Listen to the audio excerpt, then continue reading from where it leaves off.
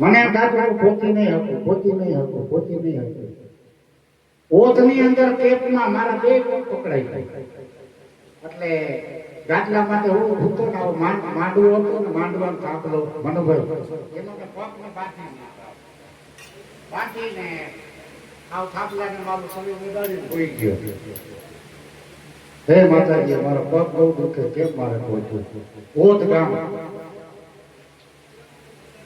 ભાઈ ભગવાનનો રૂપ લઈને ભગવાનનો છોકરો અવડો કર્યો, ચડી પહેરી ઉગાડો વાવા માથે ચોટી. અમે 3 જણા સાક્ષી. 3:30 આવી મારા પગ એવા દબાવે મારી નીકળ્યું. એ ભાઈ તું કોણ છો બાપા? મારા પગ તમારો પગ દુખે ને? મારા નથી દુખતા મારા વાલા, મૂકી દો મૂકી દો મૂકી દો મૂકી દો. એને હું પગે લાગ્યો, જાઓ જાઓ તમારું કામ કરો. છોકરો વિયો ગયો. સવારે મેં છોકરાની ગોત કરી કે કેપમાં છે, કોઈ આજુબાજુ એનું ઝૂંપડું છે, અહીંયા નેહડો છે, કાંઈ નહોતું.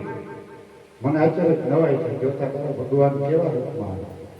માતાજી આવે, ભગવાન આવે, આપણો થાક ઉતારી દે, આપણી ચિંતા દૂર કરી દે, એનું નામ જ ભગવાન. તો આવા